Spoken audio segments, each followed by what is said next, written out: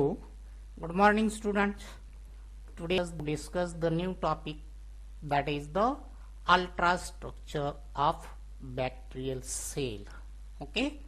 Now in this ultrastructure we have to study the different aspect, that is the basic concepts of shape, arrangement and size of prokaryote cell, importance of cell shape, cell size in rods and cocci, then structure, chemical composition and functions of capsule and slimes, then cell wall and cytoplasmic membranes, flagella and motility, fimbriae and pili, nuclear material, plasmids, mesosomes and ribosomes, and then reserve materials and other cellular inclusions. Okay. Bacteria, they are unicellular free living organisms without chlorophyll, having both DNA and RNA. Now these DNA and RNA, these are the nucleic acids.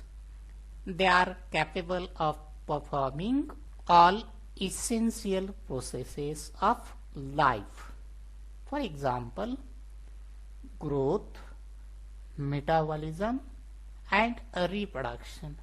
We know that these organisms, they are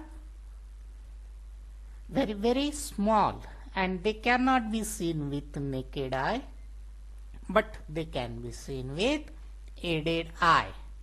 And whatever the activities which are found in human being, like growth, metabolism and reproduction, all these activities, they are carried out by these unicellular microorganisms. Okay.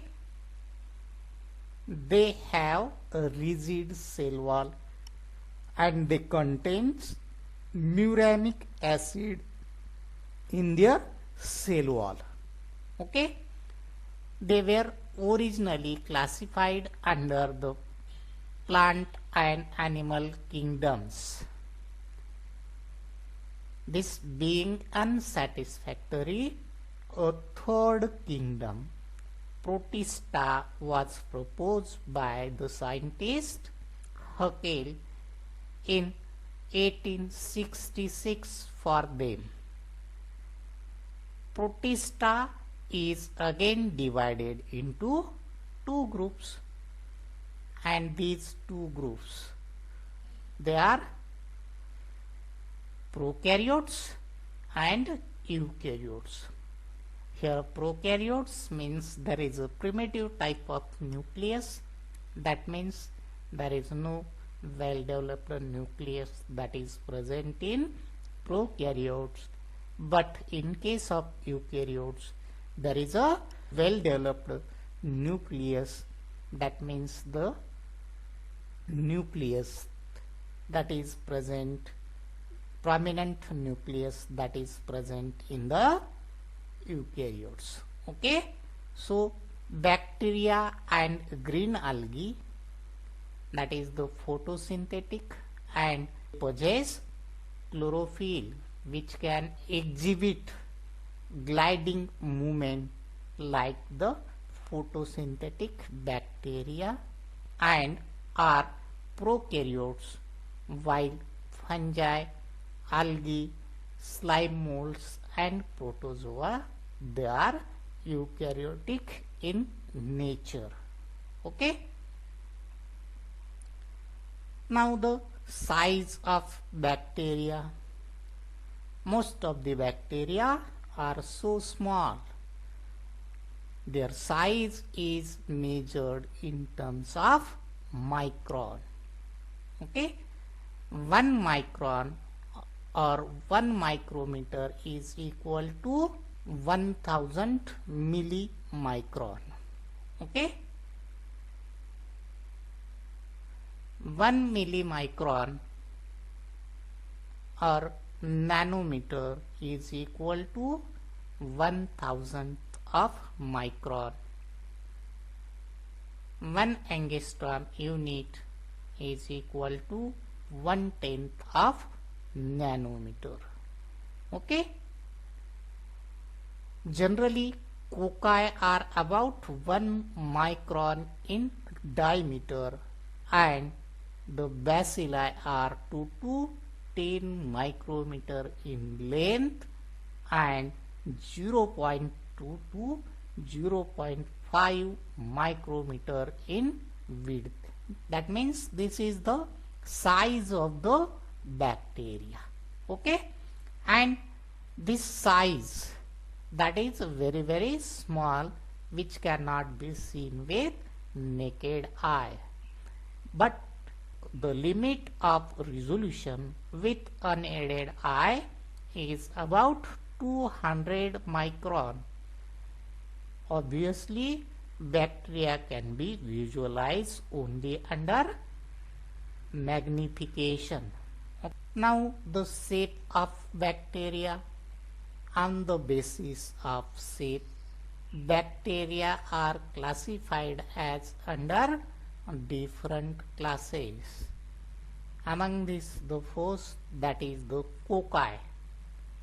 Cocci, they are spherical.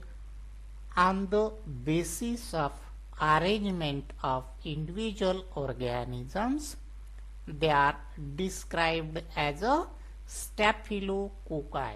That means the cluster-like branches of grapes. Then streptococci, they are arranged in chains. That means beads in a threads. Then diplococci, forming pairs. Then tetrads, that means 4 cocci come closer to each other and they form a tetrad. Sarcina, they are the group of cocci in cubical packet of 8 cells. Likewise, the arrangement of these cocci, they are found. Now see, this is the diagrammatic representation of arrangement of cocci. See, here is the single organism and that is called as a coccus. Now, cocci, they are arranged in a chain, such a type of arrangement, that is called as a streptococci. Then 2 cocci come closer to each other and they form diplococci. Okay, then 4 cocci come closer to each other and they form a tetrad.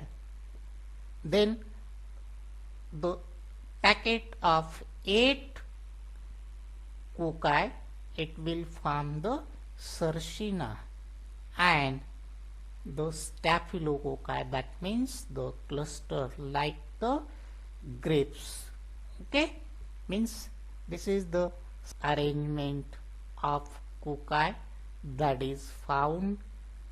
Okay, now the next shape of bacteria, that is the cylindrical or rod shaped organisms.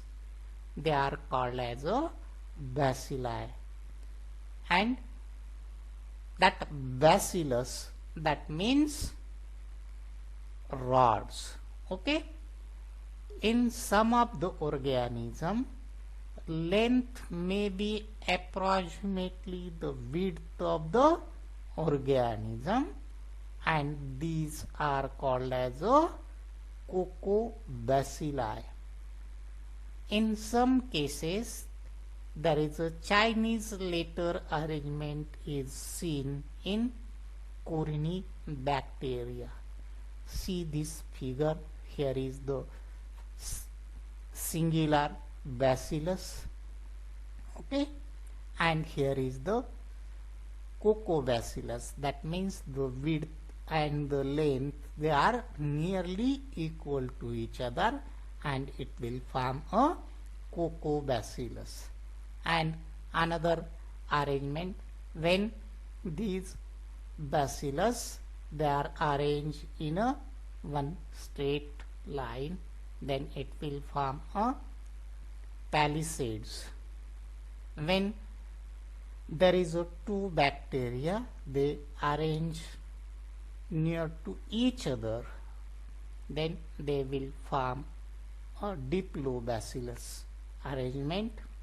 There are some spore forming organisms, and in which there is a spore that is seen, such a type of organism, that means the spore forming bacillus organism. And this is the another arrangement of bacilli, that means bacilli, they are arranged in a chain, and whatever the chain of bacteria, that is called as the streptobacillus. Okay. Now another form of bacteria, that is the Vibrio. These are comma-shaped curved rods and derive the name from their characteristics vibratory motility.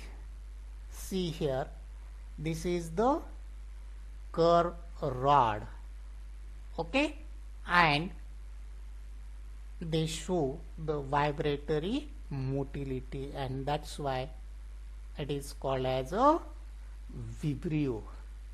Now another form, that is the spirochetes, from spirea meaning coil and chetae meaning hair. They are relatively longer, thin, flexible organism having several coils. See, this is the spirilla and this is the spirochete. That means on spirilla there is a hair-like appendages, they are present, okay, and this is the spring-like appearance, okay. Actinomyces, actis meaning ray, myx meaning fungus, okay. Actinomyces are branching filamentous bacteria, so called because of resemblance to radiating sun rays, okay, and that arrangement that is found in the actinomyces, okay. This is the diagrammatic representation of the actinomyces. Now the last, that is the mycoplasma, are the organisms which lack cell wall and so do not possess a stable morphology. They are round or oval bodies with interlacing filament, okay, and this is the picture of the mycoplasma. See, they lack the cell wall, and due to which there is no stable morphology that can be observed in the mycoplasma. That means some are oval shaped and some are like a rod shaped bacteria. These morphologies that are seen in mycoplasma. Now these are the enlarged images of actinomycete, and this is the enlarged image of mycoplasma. See, this is the actinomycete, okay, and this is the sun rays like arrangement that is seen in the actinomycetes, while these mycoplasma, they are looks like some oval shaped bacteria. Okay.